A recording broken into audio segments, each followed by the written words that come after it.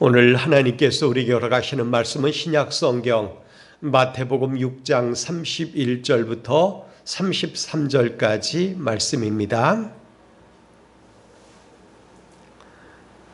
우리 함께 정성 다해서 받들어 읽습니다. 31절 시작합니다. 그러므로 염려하여 이르기를 무엇을 먹을까 무엇을 마실까 무엇을 입을까 하지 말라. 이는 다 이방인들이 구하는 것이라. 너희 하늘 아버지께서 이 모든 것이 너희에게 있어야 할 줄을 아시느니라. 그런즉 너희는 먼저 그의 나라와 그의 의를 구하라. 그리하면 이 모든 것을 너희에게 더하시리라. 아멘. 오늘 저는 함께 읽은 말씀을 가지고 너희에게 더하시리라는 제목으로 말씀을 하려고 합니다. 여러분 믿으시기 바랍니다. 우리 하나님은 우리에게 더하여 주시는 분입니다. 그래서 너희에게 더하시리라 우리 주님께서 약속하셨습니다. 우리는 종종 차를 타거나 기차를 타고 다른 곳으로 이동을 하게 됩니다. 그 길에서 보면 이미 가을 거지가 거의 다 끝났습니다. 들판은 황량해 보입니다. 바라기는 수확을 한 농부들이 올해는 제값을 받고 팔 수 있으면 좋겠다 싶습니다. 왜냐하면 그래야 땀 흘린 대가가 정당하게 보상을 받기 때문에 그런 것입니다. 우리의 삶도 마찬가지입니다. 어느 순간인가 거둘 때가 올 것입니다. 그때 우리가 수고하고 거둔 것이 정당한 값을 받으면 얼마나 행복하고 좋을까요? 그래서 거둔 것의 열매를 가지고 주님 앞에 내놓으며 주님이 맡겨주신 것 가운데서 우리가 이렇게 소출을 얻었습니다.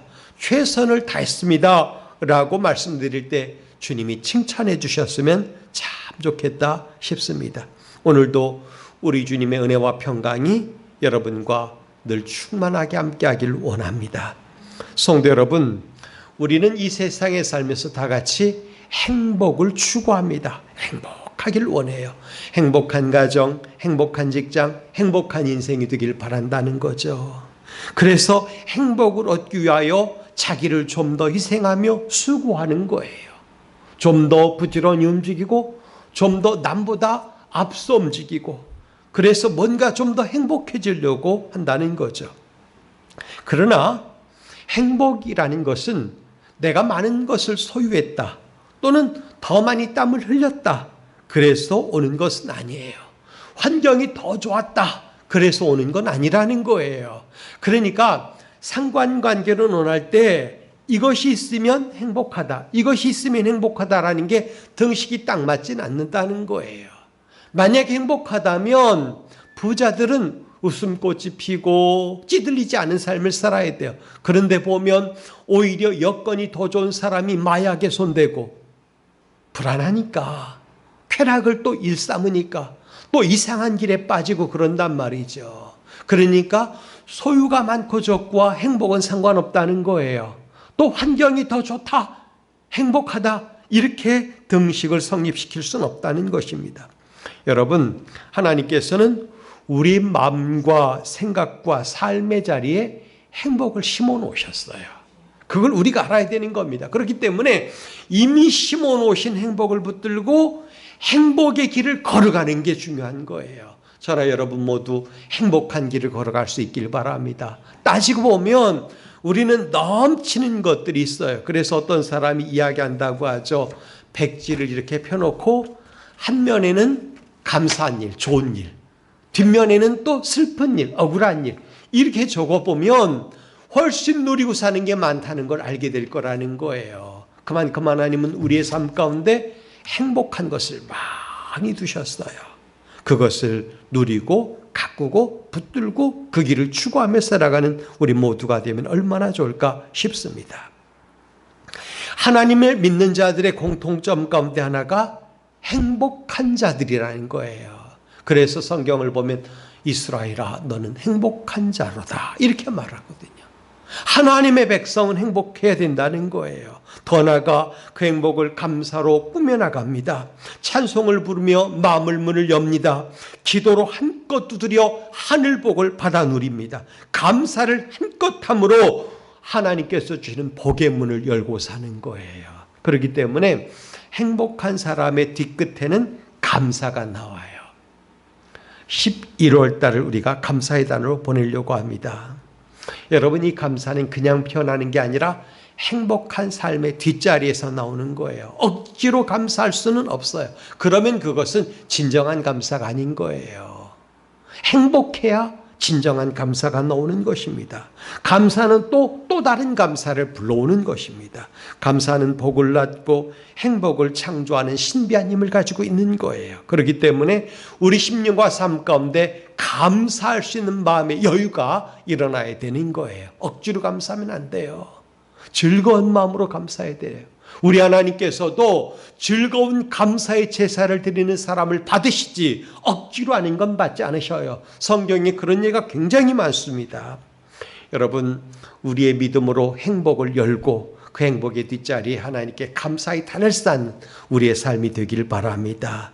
그래야만 그 삶이 진정으로 하나님께서 복 주시고 사랑하는 삶이 되는 거예요. 오늘 저는 여러분들이 예배 드릴 때 삶의 모든 염려와 근심이 사라지길 원합니다. 불안한 인생의 짐이 내려지는 시간이 되길 바랍니다. 주님께 다 맡기고 마음의 행복을 넘치게 가꾸고 나가 다시는 하나님 앞에서 우리의 삶에 불안이나 불평 또는 슬픔이 남지 않고 오히려 감사가 항상 피어나는 그런 복된 삶을 살았으면 좋겠습니다.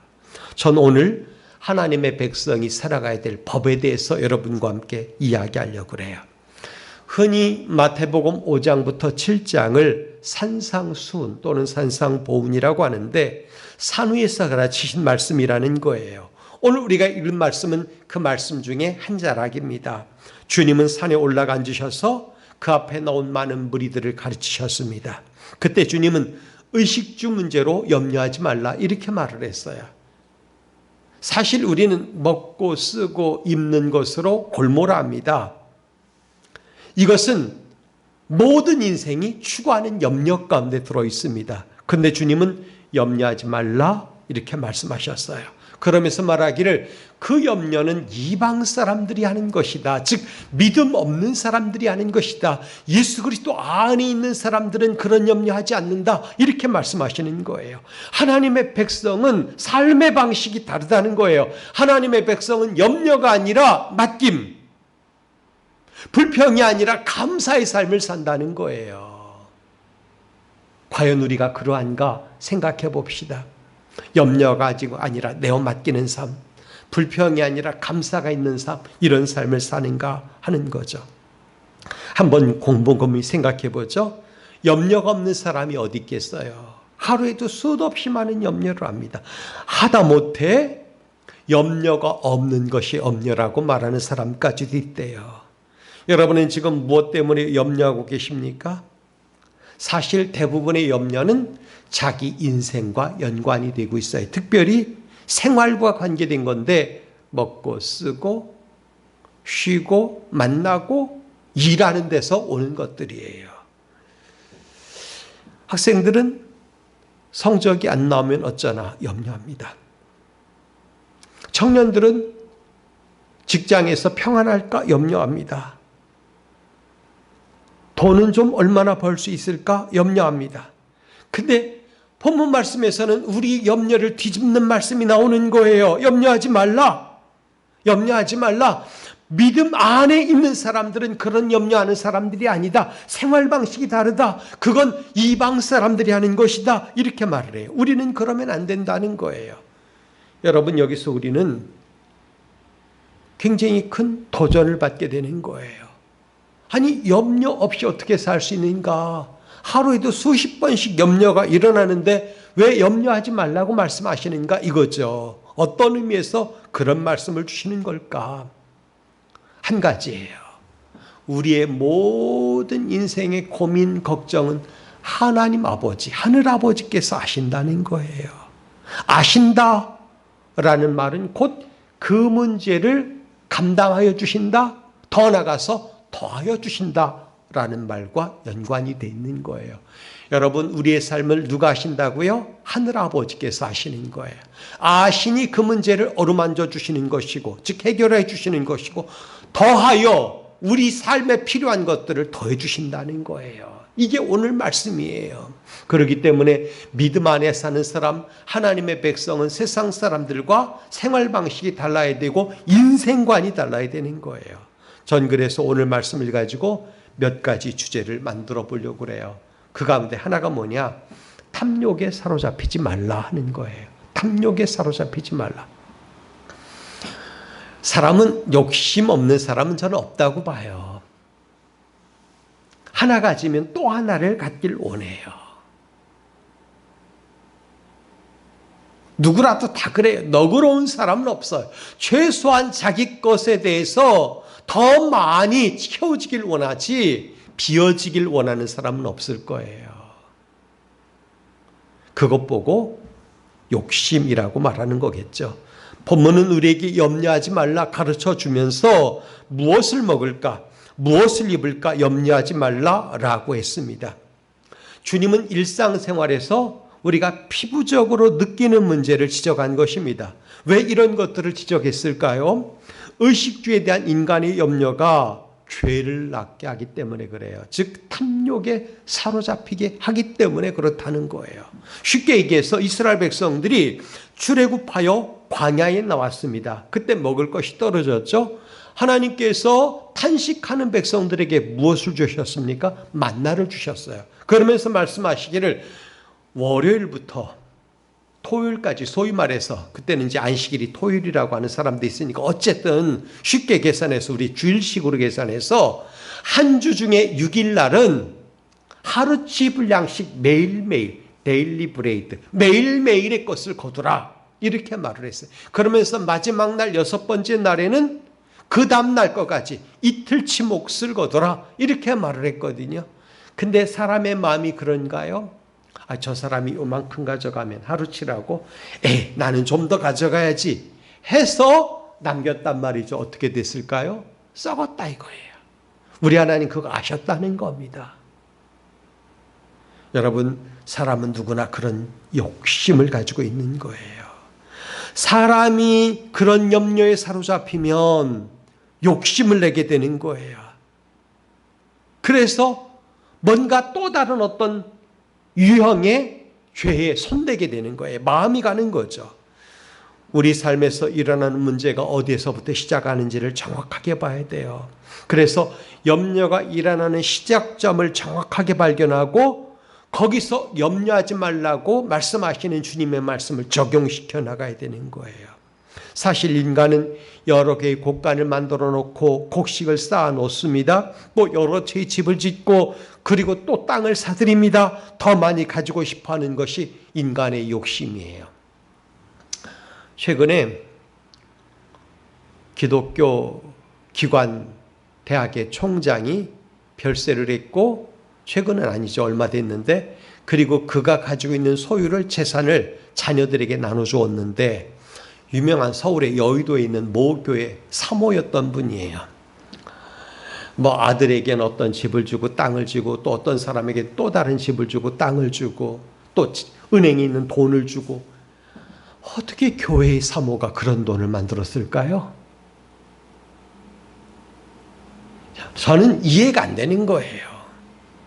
정직하게 목회하고 하나님 주신 것으로 감사하며 살았다면 여분의 삶이 많지 않은 게 목회자들의 삶이에요.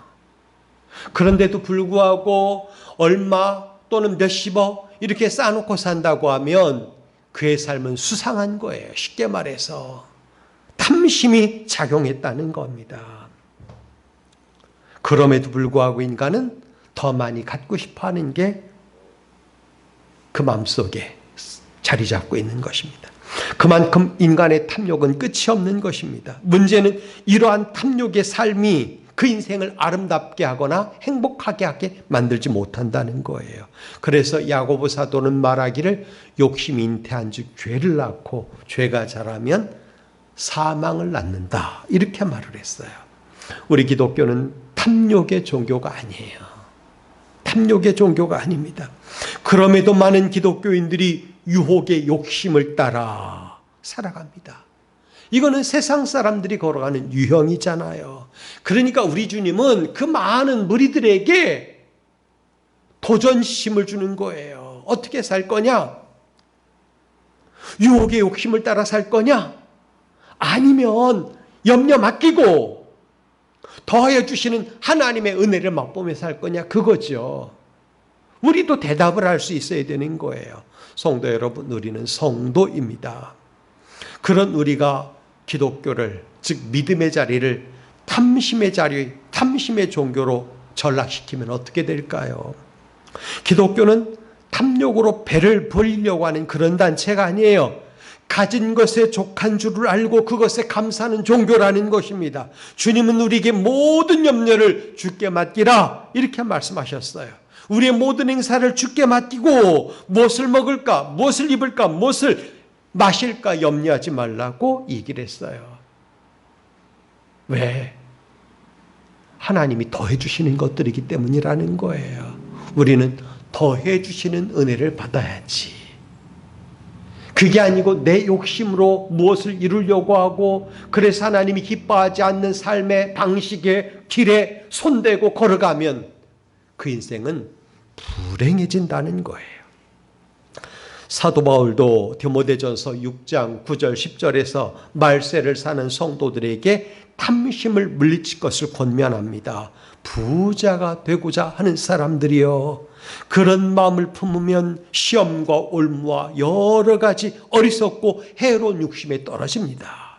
그것들은 사람으로 파멸과 멸망에 빠지게 하는 것들입니다. 그리고 10절에 말하기를 돈을 사랑한다는 것은 일만악의 뿌리가 됩니다. 돈을 탐내는 자들은 미혹을 받아 믿음에서 떠나게 됩니다. 많은 근심이 생겨 근심이 자기 자신을 찌르게 됩니다. 이렇게 말을 했어요. 우리는 인생이 어떻게 오는지 알잖아요. 그래서 공수래라고 하잖아요. 빈손으로 온다는 거예요. 그러면 결국 갈 때는 어때요? 빈손으로 가는 거예요. 욥은 욥기 1장 21절에서 위대한 말을 남기죠. 이르되 내가 모태에서 알몸으로 나왔사온즉 또한 알몸이 그리로 돌아가올지라 주신 이도 여호와시요 거두신 이도 여호와시니 여호와 이름이 찬송을 받으실지니이다 라고 말을 합니다. 여러분, 우리의 삶은 시작도 알몸이었고 마지막도 알몸입니다. 그 사이를 어떻게 살아내는가에 따라서 우리 인생이 행복할 수도 있고 불행할 수도 있다는 거예요. 그 사이를 지나는 동안에 필요한 게 뭔지 생각해 봐야죠. 먹을 것, 입을 것 주시는 하나님이 우리 곁에 계시면 감사합니다. 족한 줄 알아야 돼요. 그분이 우리에게 일을 맡기시면 감사합니다. 성실하게 일하겠습니다. 소위 말해서 소명의 자리라고 생각을 해야 된다는 거예요. 소명의식이 있어야 돼요. 직장인도 소명의식이 있어야 되고 직무를 맡은 사람도 소명의식이 있어야 돼요. 그렇지 않으면 직업 윤리가 위반되는 것이고 잘못된 인생을 걷는 거예요. 탐심이 뭘까요? 이런 정의가 가능한데, 첫째는 자기를 위하여 부자가 되려고 하는 마음, 이게 탐심이에요. 자기를 위하여 부자가 되려고 하는 마음. 그래서 만약에 여러분들이 부자가 되기를 원한다면 하나님 나라를 위하여 부자가 되려고 하시기 바랍니다. 그게 필요한 거예요. 또 두 번째는 자기 분수를 넘어 욕심을 내는 것이라는 거죠. 자기가 관리할 수 있는 역량과 능력은 하나밖에 안 되는데 둘, 셋, 넷을 원하는 것, 이게 탐심이에요. 그리고 세 번째, 하나님보다 물질을 더 사랑하는 것, 이것 보고 탐심이라 그랬어요. 그래서 바울은 어떤 것보다도 돈에 대한 탐심을 경계하며 말하기를 돈을 사랑함이 일만하게 뿌리가 된다, 이렇게 말을 했어요. 말세를 살아가는 사람들에게 가장 조심해야 될 게 뭐냐? 바로 돈이에요. 돈을 사랑하는 마음, 물질주의예요. 물질주의. 돈을 사랑하면 그때부터 미혹을 받아 믿음에서 떨어지기 시작하는 것입니다. 급기야 우상숭배, 즉 돈이라고 하는, 물질이라고 하는 우상에 빠지고 그 우상을 숭배하게 되는 거예요. 하나님이 어디 있어요? 거기 없어요. 가보면 없어요. 믿는다고 하죠. 거룩한 척하죠. 두 손 모으죠. 기도도 거룩하게 해야 돼요. 그런데 하나님 안 계세요, 거기에. 전 여러분들이 부요하기를 바랍니다. 다만 하나님 나라와 그 의를 위하여 쓸 수 있는 하나님이 주시는 것으로 부요하길 바랍니다. 빼앗아서, 쟁취해서, 잘못된 길을 걸어서 그렇게 부자가 되는 것은 의미가 없는 거예요. 열심히 일하고, 하나님이 내게 건강 주셨으니, 젊음 주셨으니, 또 일터를 주셨으니 최선을 다하는 거예요. 거기 어려움 있죠. 왜 없겠어요? 눈물 나죠. 어떤 때는 속상하죠. 어떤 때는 넘어지죠. 그러나 하나님이 맡겨놓으셨으니 하나님 나라를 거기서 이룬다는 생각으로 우리는 그 자리를 지켜내는 거예요.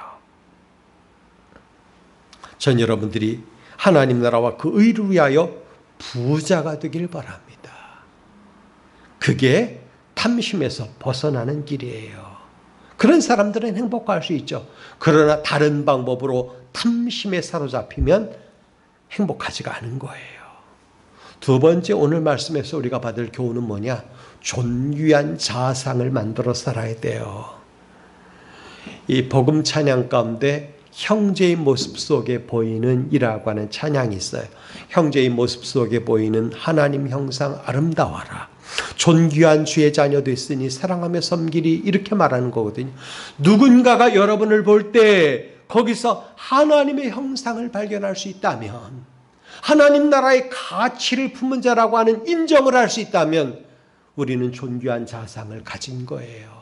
언어가 하나님 나라의 것이 돼야 되고, 생각하는 것이 하나님 나라의 가치의 지배를 받아야 되고, 걸어가는 길이 복음에 합당한 길이 되면 그 사람은 존귀한 자상을 가진 거예요. 그런 사람들은 남이 더럽혀도 전혀 거기에 물들지 않아요. 그것 때문에 충격을 조금 받을지 몰라도 하나님이 금세 회복시켜 주는 거예요. 왜? 존귀한 분이 여러분을 덮고 계시니, 함께 하시니, 그분과 함께 하니, 그분이 여러분을 인정하고 여러분에게 복을 주니, 여러분이 그분과 만나서 행복하다면 여러분은 존귀한 자상을 가질 수 있는 거예요. 지저분한 자상 만들면 안 돼요. 불행한 자상을 가지고 사는 사람들이 얼마나 많은지 몰라요. 목회도 불행한 자상을 가지고 목회하는 사람도 많아요. 교회 안에서도 불행한 자상을 가지고 사는 사람들이 굉장히 많아요. 존귀한 자상, 한번 굉장히 많은 도전을 받길 바랍니다. 인간이 생각을 합니다. 생각이 그의 행동에 얼마나 많은 영향을 주는지 그건 분명히 검증이 된 사실이에요. 그래서 하버드 의과대학에서 그런 실험을 했대요. 200명을 선정해서 두 그룹으로 나눴습니다. A그룹, B그룹. 그래서 A그룹에게는 잠들기 전에 커피 3잔을 마시게 하고, 또 B그룹에게는 잠들기 전에 우유 3컵을 마시게 했대요. 그리고 다음날 반응을 물었는데 뭐라고 질문했냐면, 어젯밤 잠은 편안히 주무셨습니까? 잘 잤습니까? 이렇게 물었다는 거죠. 근데 우유를 마신 B그룹은 모두 편안히 잤다라고 말하는데, 커피를 마신 A그룹 65%는 잠을 못 잤다, 17%는 날밤을 새웠다, 18%는 간신히 잤다, 이렇게 말했대요. 사실 연구소 쪽에서는 실험 전에 커피에서 카페인을 다 빼버렸대요. 대신 우유 속에는 카페인을 넣었대요. 뭐죠? 생각의 차이예요. 생각의 차이가 이런 결과를 만들어내는 것입니다. 그러니까 생각하기를, 나는 커피를 3잔을 마셨으니까 잠을 못 잘 거야, 이런 생각에 지배를 받은 거죠. 자상이 올바르지 못하면 나는 불행할 거야, 내가 걷는 길도 불행할 거야, 내가 만나는 사람이 나에게 불행을 줄 거야. 그러면 그는 존귀한 자상을 가진 사람이 아니에요. 하나님이 나와 함께 하셔, 하나님이 내게 복을 주셔, 내게 도하여 주셔, 나는 어떤 것에도 영향을 받지 않을 수 있어. 왜? 하나님이 나와 함께 하시니. 이렇게 인생길을 걸어가면 타격이 별로 없는 거예요. 누가 많은 타격을 받는가? 존귀한 자상을 만들지 못해서 그러는 거예요. 존귀한 자상을 가진 사람이 존귀한 자상을 갖지 못한 사람 때문에 전전긍긍하고 불행하다면 그 사람은 존귀한 자상을 만들지 못한 거예요. 발로 뻥뻥 차겠다, 날려버리겠다 생각을 갖고 툭툭 치고 나가야 되는 거예요. 왜? 이미 하나님께서 사단 마귀 권세를 진멸하셨잖아요. 모든 권세 물리쳐 주신 우리 주님이 여러분과 함께 하는데 왜 여러분이 타격을 받습니까? 존귀한 자상을 가지면 여러분은 타격에 휩쓸리지 않아요. 흔들리지 않아요. 그런 것들은 아무것도 아니에요. 타격을 받기로 했으면 저도 충분히 넘어지고 충분히 상처 입고 그랬을 것 같아요. 그런데 그때마다 존귀한 자상이 있다라고 생각을 하면 하나님이 나와 함께 하시고 또는 또 하나님께서 주신 그 힘으로 설 수 있다고 생각하면 그런 것들을 넉넉히 이기며 나올 수 있었던 거예요. 여러분은 여러분 자신에 대해서 어떻게 생각합니까? 직장에서 다른 사람을 만남에 있어서 또는 자기 인생에 대해서 외모에 대해서 또는 어떤 일들에 대해서 피해의식, 열등의식 이런 것들에 지배를 받지 마시길 바랍니다. 우리 주님이 나에게 복 주시고 나와 함께 하시고 나를 아름답게 하시고 내 인생을 행복하게 만들어 주실 거야. 믿음을 갖게 돼야 되는 거예요. 시편 16편 3절에 시인이 이렇게 노래합니다. 땅에 있는 성도들은 존귀한 자들이니 나의 모든 즐거움이 그들에게 있도다. 우리 하나님께서 여러분에게 하나님의 즐거움을 주셨어요. 그러니 여러분들은 존귀한 사람들이라는 거죠. 존귀한 자. 인사치레 말이 아니에요. 천지 만물을 말씀으로 창조하신 하나님께서 우주적인 권세를 갖고 계신 우리 하나님께서 말씀하시는 거예요. 여러분을 즐거워하세요. 그래서 시인이 그렇게 노래한 거예요. 선포한 겁니다. 땅에 있는 성도들은 존귀한 자들이니. 그 말이 뭐냐? 땅에 있는 성도가 누구예요? 저나 여러분 아닙니까? 우리는 존귀한 자 가운데 하나라는 거예요. 하나님의 형상대로 지음을 받았다라고 하는 자의식. 예수께서 흘리신 보혈의 피로 구원받았다라고 하는 자의식. 성령의 거룩한 인치심으로 옷을 입고 사는 사람이라고 하는 자의식. 하나님께서 내가 걸어가는 모든 인생길 가운데 날마다 더해 주실 것이라고 하는 자의식 갖고 살아간다면 왜 우리 인생이 찌들립니까? 두려움에 빠집니까? 그럴 필요가 없어요. 우리 하나님은 우리를 들의 꽃보다 공중에 나는 새보다 귀하게 여기신다고 말씀하셨어요. 영원토록 지켜주실 거예요. 그 존귀한 자상을 단 한순간도 놓치지 말기를 바랍니다.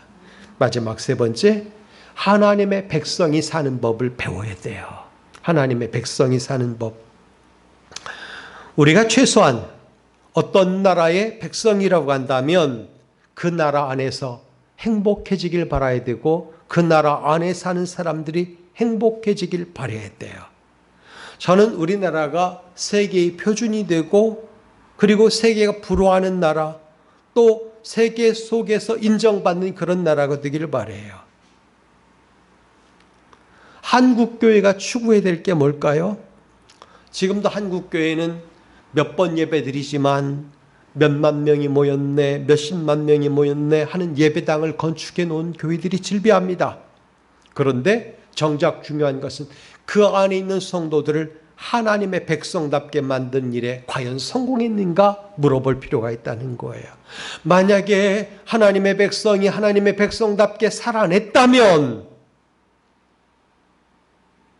그물을 더 만들지 않아도 물고기 떼가 몰려오듯이 교회 안으로 몰려올 거예요.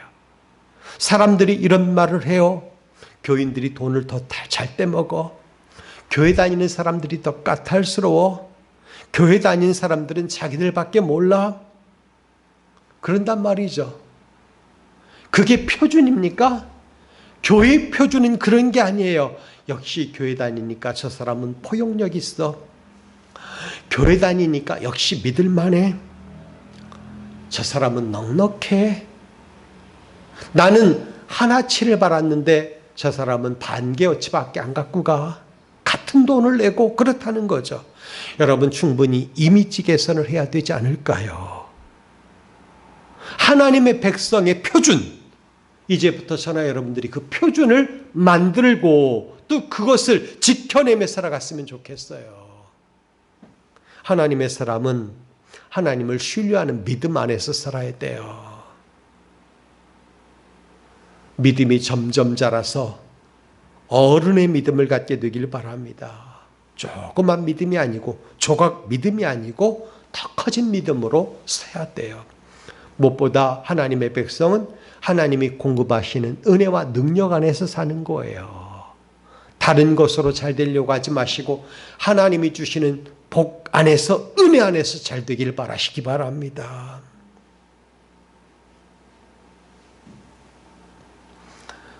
열왕기하 14장에 보면 선지자의 아내, 가난한 선지자의 아내가 등장합니다. 그 교훈에 보면 한 가지 사실을 얻을 수 있는데 뭐냐? 인생은 하나님이 공급하시는 은혜로 삽니다 하는 거예요. 여인이 받은 복은 빈 그릇이 채워지는 복이었어요. 그녀의 가난이 그래서 해결되는 것입니다. 그녀가 그 빈 그릇을 채우려고 얼마나 노력했겠어요. 땀을 흘렸을 겁니다. 남의 집에 가서 일을 했을 거예요. 또는 부당한 취급도 받았겠죠. 근데 채워지는 법이 없었어요. 그 가난한 인생의 문제를 가지고 주님을 만났을 때, 선지자를 만났을 때 거기서 해결함을 받잖아요.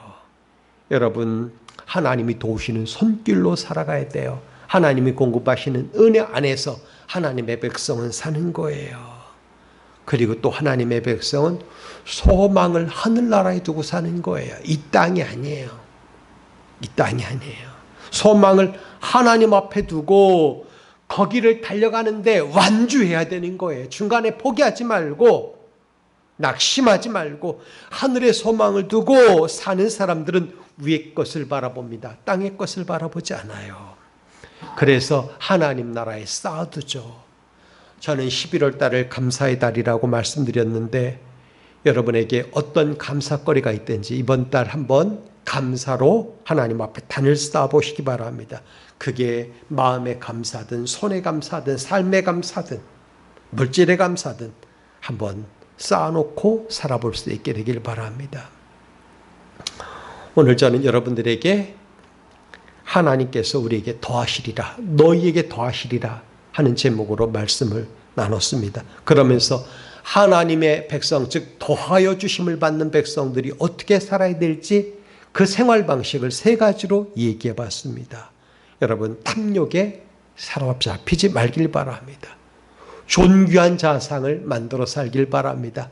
그리고 무엇보다 하나님의 백성이 사는 법을 배워나가길 바랍니다. 그래서 하나님께 영광 돌리는 주의 자녀들이 다 되길 주님의 이름으로 부탁드립니다. 기도하겠습니다. 존귀하신 아버지, 감사합니다. 감사의 달 첫 번째 주일을 맞이하여 너에게 더하시리라는 제목으로 말씀을 나눴습니다. 우리 하나님 말씀해 주시기를 이 모든 것을 너에게 더하시리라 약속하셨습니다. 그 전에 주님께서는 염려하지 말라라고 말씀했는데 우리 아버지 모든 믿는 자들 염려 대신에 내어맡김, 불평 대신에 감사의 삶을 살아가게 하여 주옵소서. 그리하여 날마다 더해 주시는 인생길을 걸어가는 복된 백성들이 다 되게 하여 주옵소서. 예수 그리스도의 이름으로 기도하옵나이다. 아멘.